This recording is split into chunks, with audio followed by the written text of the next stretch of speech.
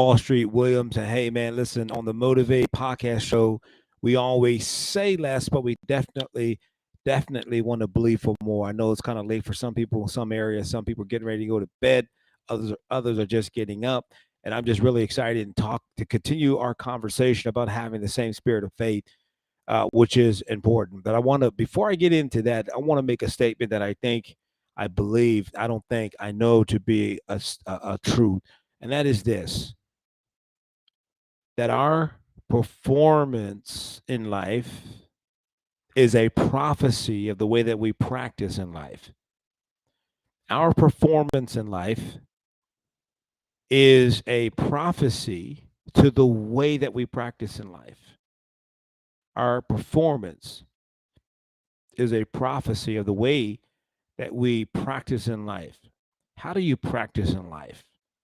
Well, you practice in life by rehearsing responses, situations in your head first, and then you act on it second. I played a lot of sports growing up. I played, and my favorite sport that I played growing up was basketball. And we had basketball practice every day after school.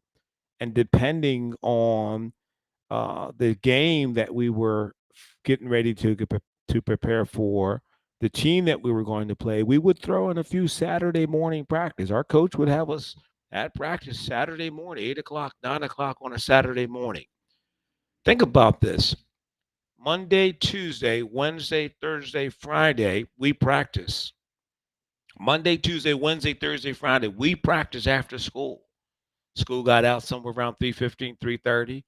In the locker room, we changed. We're out on the court by 4 p.m. and our practice will last at least 2 hours. So imagine this: 2 hours of practice, Monday, Tuesday, Wednesday, Thursday, Friday, and once in a while we would throw in a Saturday morning practice. But let's just focus on the Monday through Friday practices. On average, they were 2 hours long. That's 10 hours a week of practice. When the game came, and the game was on Friday, right? The game may only last, I don't know, hour and a half, maybe longer, depending on overtime. So if we, let's say we practice 4 days a week, Monday, Tuesday, Wednesday, Thursday, 8 hours of practice, hour and a half of game time. 8 hours of practice, hour and a half of game time. So we spend far more time practicing to play than we did actually playing. That's why I say our performance is a prophecy of our practice. Whatever it is that I practice consistently is how I'm going to perform when it's game time. What is game time? Game time happens in many areas and different scenarios in life. I've been married to my beautiful wife and bride. Her and I have been together 35 and a half years. We've been married for 33 and a half of those years, right? And so 33 and a half years of marriage. It'll be 34 years of marriage in September. So I've had multiple opportunities to practice how I perform in that relationship. What are you talking about? So there are times when I have to rehearse my response. Now, this all ties into where I'm going and what we're talking about this month as relates to having the same spirit of faith. There's a connection here. I have to have episodes of scenarios in my mind first, rehearse them first, and then I act on them. Like, I know this never happened in your relationship. Sometimes in my relationship, my wife may say something that I simply don't like. Maybe her tone may be a tone that I simply do not like.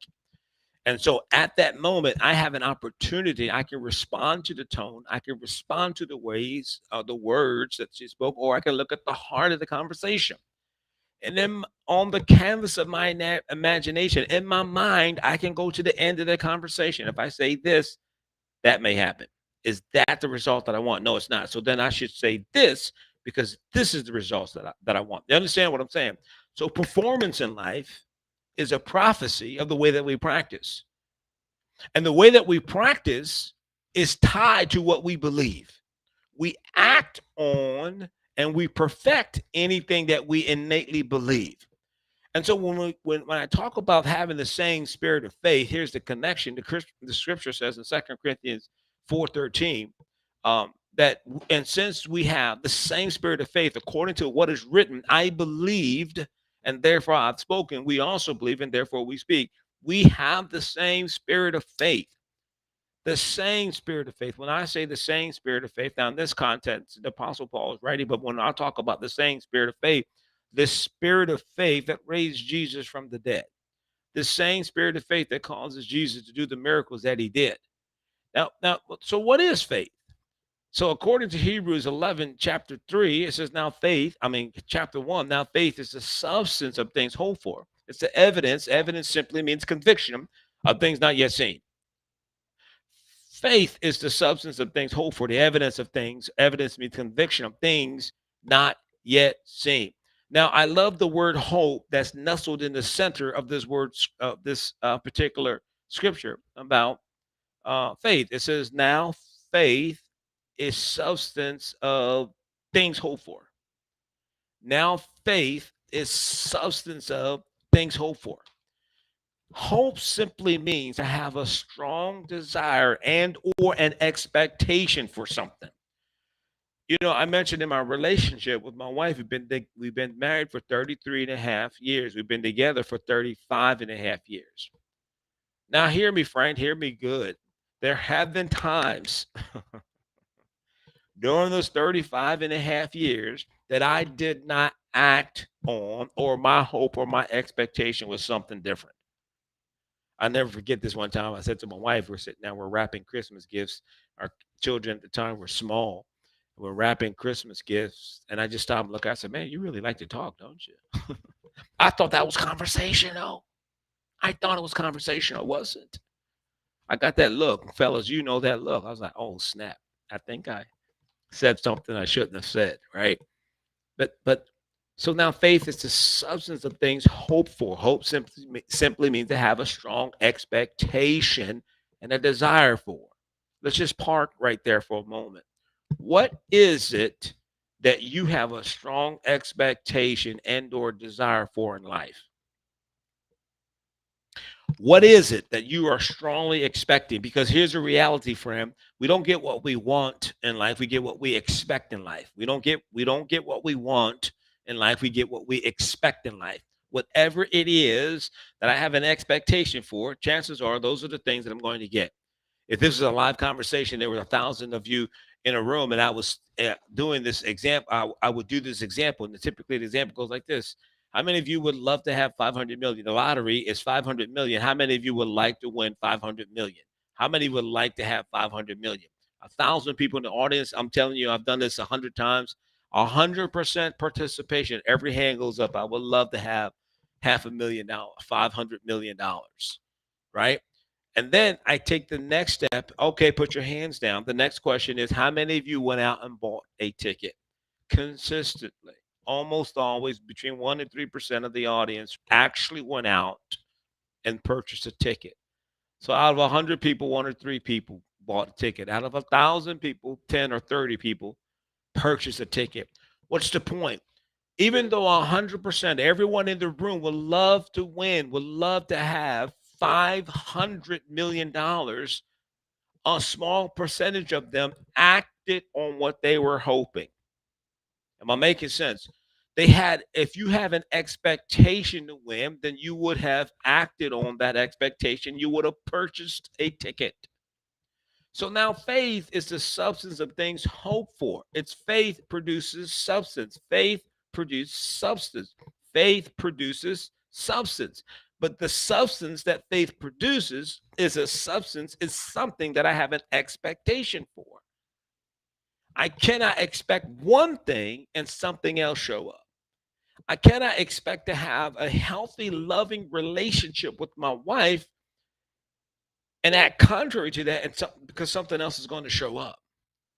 So faith is the substance of things hoped for. Evidence simply means that there is a conviction. I have to have a conviction of whatever it is I am strongly expecting or desiring to happen in my life. Here's another way that I describe this faith. Hope. and that is an outstretched neck. I remember this when I was growing up. I remember my mom.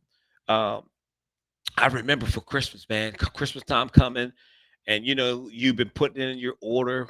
What do you want for Christmas? I want this. I want that, mommy. I want this. I like to have that, right? And so we're getting close to Christmas, and my mom, I don't know why she did this. She did it every year. We figured it out eventually. She wouldn't put the gifts out right away. She would pretend like, oh, I think Santa took your gifts or whatever, right? But once she started putting those gifts out, man, a day or two before Christmas, she starts putting those Christmas gifts out. I'm like, oh man, I'm going around looking at it. I was like, you shake the box, it's got my name on it. I say to my brother, hey, look, man, this got your name on it, right? And so we had an expectation. We could not get to sleep. It was hard to get to sleep. Why? That expectation, that outstretched neck. Did she get what I wanted? Did she get what I asked for Christmas? That's that expectation. And so I acted like the thing that I desired that I had. There was an excitement that I had about something I didn't even see yet, but I expected to see it. Do you understand what I'm saying? So you got to be in that position, right? So faith is substance of things hoped for. Another way to put it is faith is a firm persuasion. It's a conviction based on hearing, a belief not substantiated by proof, not certain by reason. Here's another way to look at this faith. Faith is acting on what you believe. Hope sets the goal, faith allows us to obtain it. Hope sets the goal, faith allows us to obtain it. I set the goal of my expectation, and I believe that my parents heard my request for a Star Trek. I got this Star Trek. I was in the Star Trek growing up, and man, this thing was like it was like a deluxe set. It was the bridge of the Enterprise, right? And so, I'm getting excited because I'm seeing it. I'm a geek. I don't mind. I own it. I'm a grown man, and I own it. I like Marvel movies, the whole nine yards, right? I love Star Wars as well. I don't mind. Hey man, so listen, Linda, listen. I had that deluxe joint, man. I had that deluxe Star Trek, the bridge of the Enterprise. There was a chair for Captain Kirk. There's a place for Dr. Spock. And I had Captain Kirk. I had Dr. Spock, little action figures. I had McCoy. Right. I had Lieutenant Horror. I had them, man.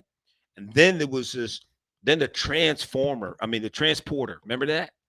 And so what I could do was you would put Captain Kirk in, and then you would spin it, and it would look like the sparks, like on Star Trek, man. And you would spin it, and you push the button, and then Captain Kirk would you put him in facing it, and you spin it, and then it'll stop like this, so it looks like Captain Kirk beamed down to the planet. I mean, I just had so much fun with that. But it understanding that I've got to have an expectation, right? So hope sets the goal. Faith allows us to obtain the goal. Let me put it to you another way. That when I decide to embrace this spirit of faith and operate in the things, and I'm talking specifically about the things that I believe God has said and desire for my life, I got to understand that it's a two-sided coin. There's an acting side and there's a believing side of the coin. There's a God side and then there's a man side of the coin. God has his responsibility and I have my responsibility. Listen, I was sharing with a group of people a week or so ago, and so and we're talking about faith, right? And so one of the individuals in the class said, "Listen, what if I'm believing God that my finances get better? How do I act like the thing that I want to sow, even though it isn't?" Because I'm looking at my bank account, I'm looking at my checking account, I'm looking at my debit card, whatever, right? I said, so let me paraphrase what I believe you're asking me. I said, what do I do when I have more month left than money? What do I do when I have more month left than money? She said, that's right. I said, well, I am going to find a scripture in the word that talks about me having my money whole, right? I'm going to find the script that supports being financially responsible. That's the God side. I find the promise. Then there's a man side. The man side is, listen, if I make $5,000 a month, I cannot continue to spend $6,000 a month. That's foolishness. That's not acting like what I believe is so. So the natural side is, hey, get a budget. Stop spending $6,000 a month if you only make $5,000 a month. Do you understand what I'm saying? See, I'm not making this complicated. I'm just giving some practical ways to do it. So, how else could we say what faith is? Faith begins where the will of God is known and understood. I have to know the will of God for my life. I have to search the scriptures and I have to find in the scripture the things that God is saying about my life. I gotta find those things, right? And then I can begin to appropriate them. I can begin to study them, and then I can begin to apply these principles to my life. Years ago, in my relationship with my wife is the one that's better. She was the one that was better with money than me. There's no question about it. She was better with the money than me, right? And so we met with the financial advisor, and he said, "Okay, Richard, here's what I need you to do. For the next 30 days, every time you spend money, I want you on this sheet here. I want you to write down what it was and what method or form of payment you used. Was it cash? Was it a check? Was it a credit card?" I did that for about 30 days. We got together and he said, "Let's look at it. Let's look at it." We went through it item by item, and you know what I saw? A large percentage of my money was on food and coffee because I love coffee. I'm a coffee connoisseur. I mean, man, I had coffee coming to my house from all over the world. I had coffee coming from Kenya, I had coffee coming from Colombia, I had coffee coming from Hawaii. I mean, I had coffee coming to my house from Kenya. I had coffee from all around the world, and it was costing me money to get this coffee. He said, "So why don't you start right here?" Right? That's the natural side. Now, the other side of that was I was thanking God that He gives me wisdom on how to spend my money and how to create multiple streams of income. But I had to first take a natural responsibility. See, it's the BCA of getting the results that we want in life. It's the BCA of getting the results that we want in life. It is the B as in boy, C as in cat, A as in apple. Belief, confession, and action is a sandwich. It all has to be working together. Belief, confession, and action. It's a sandwich. It all has to be working together. I can't call it a peanut butter and jelly sandwich if it's just peanut butter. I can't call it a peanut butter and jelly sandwich if it's only jelly. I can't call it peanut butter and jelly sandwich if it's just peanut butter and jelly and no bread. It has to be peanut butter, it has to be jelly, and it has to be bread for it to be a sandwich. You understand what I'm saying? So this same having the same spirit of faith as we continue to open and unfold this, it is about taking a posture of saying that I must begin to search the word, the scriptures, to find the promise of God that fits my life, fits my situation. And then I got to have my mouth, my actions, and my belief working together. Because the scripture says, now faith is the substance of things hoped for, it's the evidence of things not yet seen. Man, I listen. I hope you enjoyed our time together. I'm Rich Walsh Williams here on the Motivate Podcast Show. This month, we are talking about having the same spirit of faith. And at the Motivate Podcast Show, friend, we always say less, but we definitely believe for more. Let's go.